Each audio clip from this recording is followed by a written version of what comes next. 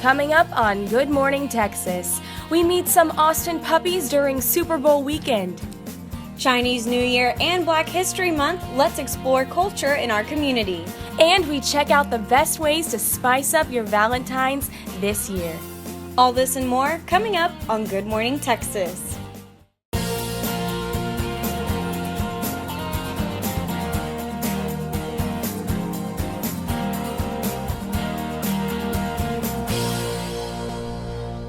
Good morning, Texas. I'm Cassandra Jaramillo. And I'm Rachel Melanson. Thank you for joining us on this wonderful Wednesday morning.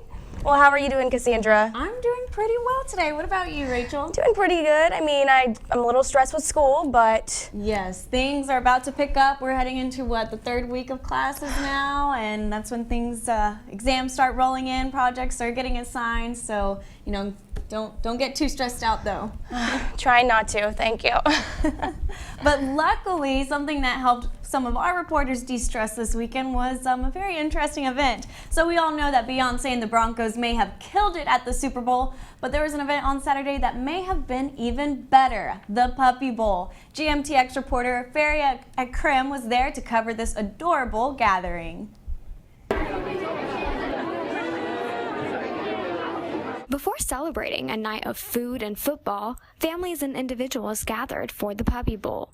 Put on by the Austin Humane Society, the Super Bowl-themed event invites community members to mingle with and even adopt puppies. A lot of people who come today have probably never come here before, so just engaging new adopters, new supporters, new donation, new volunteers even is a great thing. Last year, the event featured 20 puppies who were all adopted. This year, they have 45 and are hoping to find them all forever homes. The best part about the Humane Society is that we're a no-kill shelter, and so every single dog here gets rehabilitated no matter what their behavioral issues are before they go to their home. The event also included games, food, and local vendors where participants were able to mingle before their number to enter the puppy area was called. Philip Christie of Austin hopes to find a lifelong buddy. I grew up with dogs and I haven't had anything since I left home, so looking for a forever friend. Even if all the puppies aren't adopted, the shelter loves interacting with the community and hopes for future benefits to come out of it. Even just people coming here and learning about who we are, what we do, what other programs we offer, even if they don't go home with a puppy, like maybe they'll come back next week and adopt a cat or an adult dog. Faria Akram, Good Morning Texas. Well, I really do actually wish I would have been at that Puppy Bowl. I know, it looked absolutely adorable. That would have really helped me de-stress this Exactly. Because man, Cam Newton was just stressing me out so much with that Super Bowl performance. I was very, very sad for my baby boy. And along with that, it's actually been one of my New Year's resolutions to be de-stressed, to just enjoy each day.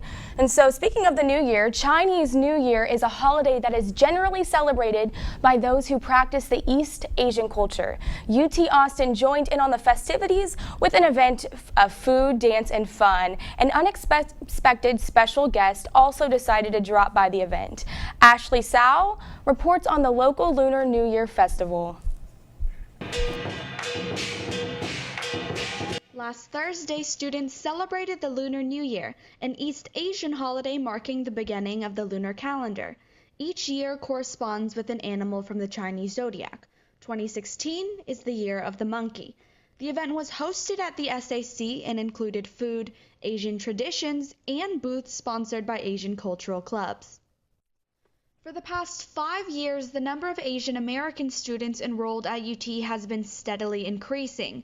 During the fall of 2015, they comprised 17.2% of the student body compared to 15.1% in 2011. However, over 60% of international students at UT come from Asian countries, a majority of whom are from China and Korea. Our goal for this, event is to just have an event so freshmen or, any other Asian student on campus could come and enjoy New Year here in the U.S. as well as their hometown. The celebration was hosted by Campus Events and Entertainment alongside the Asian American Culture Committee, both of which are housed in the Student Union. And so I think it's really our obligation to provide the opportunities and resources to students to be able to express themselves. UT President Gregory Fenves made a surprise appearance at the event and explained the importance of learning about other cultures. Well, all our students are going to become leaders, and understanding the world and different parts of the world and cultures is an important part of education. I find Chinese New Year such a beautiful celebration with the parades that they have and the delicious food that's always there. So I would have loved to have checked that out. And I also saw, they cut the board. Yeah. I wish, I kind of want to go next time and see if maybe I can do that, learn a little from them. That strength, that discipline, huh? Well, there's one other celebration that you may really enjoy or may not like so much if you're single, but some ways you can make this Valentine's Day extremely special are zip lining, base jumping, paintball, or rock climbing, all available here and around the Austin area. Indoor skydiving is one particular idea, and if you're a real daredevil, you could do the real thing. Our Kylie Badgley talked to a couple who wasn't scared to put a bit of adrenaline in their date. If you're tired of the same old dates and you want something to mix it up, I would definitely recommend doing something as this. I mean, I can speak for myself. We've been to movies, dinner, all of that, and this was by far one of the best dates I've been on. Wouldn't you say so? Yeah, definitely an extreme Valentine's date. Loved it. Well, that looks so fun, but I am so single. So I don't plan on. No plans. What about you? I think my roommates and us, we are going to have a nice little single ladies brunch on all the Sunday. single ladies. So if you're Beyonce. single and you want to come by, just let me know. I might be there. Mi casa's tu casa on Valentine's Day. So, and when we come back, we have a look at your top stories and the weather this week. Keep it here for more Good Morning Texas.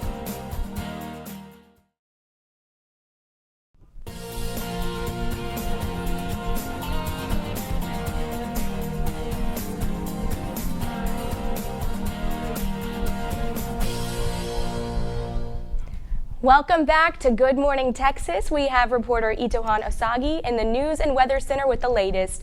What's happening in the news this week, Itohan? Good morning, Austinites. It might not be summer yet, but keep your can of off nearby. This Thursday, the Travis County Health and Human Services Department confirmed Austin's first Zika virus case, bringing the total of confirmed Zika cases in the state of Texas to 10. 9 of the 10 that are diagnosed are said to have contracted the virus from mosquito bites while traveling in other countries. The Centers for Disease Control and Prevention urged the Americas to take precautions in order to avoid mosquito bites, while also advising pregnant women from traveling to infected regions such as the Caribbean and South American countries, as the virus could lead to multiple birth defects and even miscarriage. And sparks seem to follow this year's race for the state's House District 49 seat. This past Monday, 2 of the 7 candidates, Aspen Dunaway and Gina Hinojosa, got in a heated debate held at the University of Texas. The forum was intended to allow candidates to share their individual legislative agendas, which could affect more than 165,000 people, including UT students, should they be elected. Many of the candidates noted college affordability and diversity as top issues to be addressed in the House, where Republicans maintain the majority. This battle for the District 49 seat is in response to current Representative Elliot Nastadt's announcement not to seek re-election this past December after 25 years in office. And in relation to Black History Month, UT associate professors want to counteract the study of African American intellectuals and culture through their recent publication, Black Intellectual Thought and Education. Kefferlin and Anthony Brown highlight influential, not as known Black scholars such as Anna Julia Cooper and Elaine Leroy Locke. Authors said the book was their way to address the exclusion of many important Black figures. Thanks, Itohan. The Zika virus may bring concern for anyone who's traveling for spring break or even students doing summer study abroad programs in Latin American countries. So, take your precautions with that. Exactly. You just never know how close it can be. It seems so far away, but it may be right just there. So. And how's our weather looking, Itohan? We had some cool weather, but it seems like things are warming up a bit. Actually, it looks like temperatures are going to be staying consistent for this week, with sunny days forecasted until Sunday, where cloudy skies are predicted for that morning.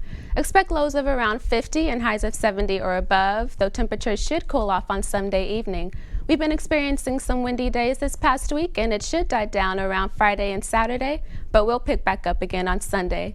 For your news and weather, I'm Itohan Osagi. Back to you guys. Thank you, Itohan. Wow, I am seriously loving this weather. I mean, this week has been great, walking to class every single day. I've been just enjoying it so much. How have you been feeling, Cassandra? Yes, no, I absolutely agree, and I'm sure all the marathon runners this weekend will definitely enjoy that nice weather. So sometimes it's really cold in February in Austin, you just never quite know.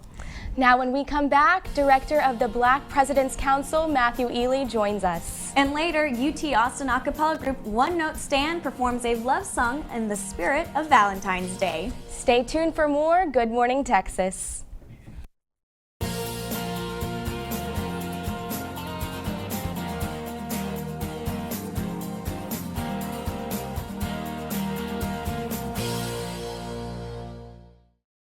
Welcome back to Good Morning Texas. In the month of February, we celebrate Black culture, and today in studio we have the Black President's Council Director, Matthew Ely, in studio to talk about events being held this week for UT Black Empowerment. Thank you so much for coming in today. Thanks for having me. Of course, Matt. So tell me a little bit about yourself and what you do with the Black President's Council. The Black President's Council here at UT basically just programs events to make sure that we have a strong, united Black community here on campus, make sure Black culture and African American culture continues and stays strong here in the student body. And then we also advocate for any issues for African American students and the African American populations in Austin. Yeah.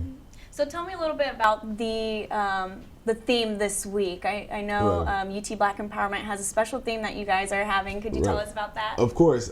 This year's theme is Because of Them We Will. On our handbills, on our flyers and things of that nature, we have 6 names that represent some of the first African Americans to actually have an impact on campus, including Heman Sweat, who was the first African American admitted to the university, and even Julius Whittier, who's the first Black football player on the team in 1970. So we just want to recognize some of them and their accomplishments here at UT, and just know that because of them, that we will succeed. So. Absolutely. And so something that I find so interesting is, you know, as recently as 1970, there wasn't one Black UT football player on the team.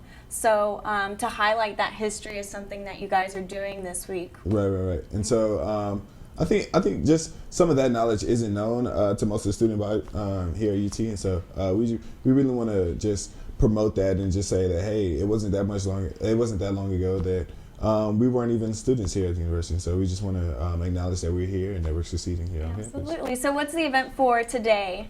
Today is a Jeopardy game night. It'll be in Welch 2.312, and it's just a way to get some trivia and some knowledge about Black culture into the students here on campus. And so tomorrow, on Thursday, I believe it's Dr. Moore's event with his wife called Black Love with Dr. and Mrs. Or is she also a doctor, Mrs. Moore? It's Dr. and Mrs. Moore. Mrs. Moore. And so what is that event going to be? They actually invited 2 or 3 couples that'll be on a panel, and so it just gives the opportunity to talk about love from a Black perspective, what it's like to be married or dating or in limbo, or different things about relationships and things of that nature. So it should be a good event. This is their 2nd year hosting it, so Dr. and Mrs. Thais Moore really do a good job of being open about their relationship. So. Yes, I've had Dr. Moore before as a professor, and so he's always very outspoken, and he's really fun, so that should be an interesting event. He's always giving relationship advice to his students. Dr. Moore is Dr. Moore, so yeah. Yes, and so on Friday, is that the community service project, or is that? Friday we actually have a fashion show. Okay. Tell me about that. Who's the student group is the Hip Hop Couture, and so it's a Black fashion group here on campus, and so we'll just highlight some of the Black organizations here on campus and some of the Black figures that have actually came to the university. And then on Saturday is the community service, in which we'll be cleaning up the Malcolm X Lounge here in Jester, and then also just cleaning up different spaces around campus as well, and just doing a little community cleanup. So, yeah. And so everyone's invited to the event. Of course. And how can they get more information on?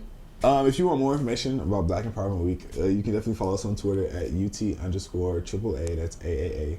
And also on Instagram as well. That's how we're doing most of our promotions. So, yeah. Excellent. Well, Matthew, thank you so much for sure. for coming into studio. It should be a really exciting week. Are there any other events besides this week coming up, or what can we look forward to for the rest of February? Yes, for the rest of February, we have our Black organizations on campus have different events.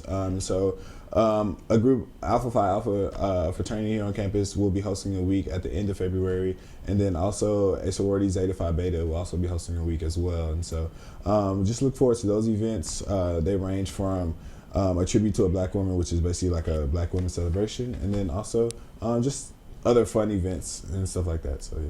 Very exciting. Thank you again for coming in. And when we come back, a cappella group One Note Stand serenades us as they perform a classic love song. Stay tuned on Good Morning Texas.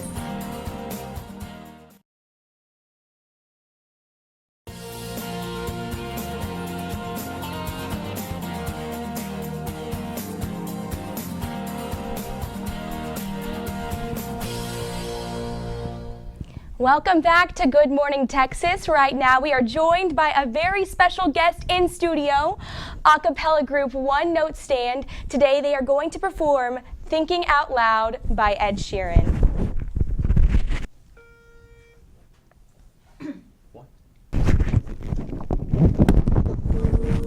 When your legs don't work like they used to before, and I can't sweep you off of your feet, will your mouth still remember the taste of my love? Will your eyes still smile from your cheeks? I'm thinking how people fall in love in mysterious ways. Maybe just a touch of a hand. Me, I fall in love with you every single day, and I just wanna tell you I am. So honey, now take me into your loving arms. Kiss me under the light of 1,000 stars. Take my hand on my beating heart. I'm thinking out loud. Maybe we found love right where we are. We found love. Ooh.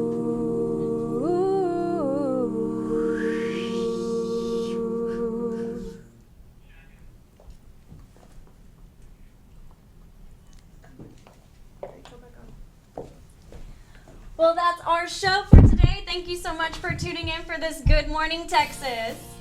Check out our previous episodes or segments by visiting our YouTube page. For more updates through the week, follow us on Twitter at Good Morning Texas, GMTX. I'm Rachel Melanson. And I'm Cassandra Jaramillo. Thank you again for watching, and see you all next week on GMTX.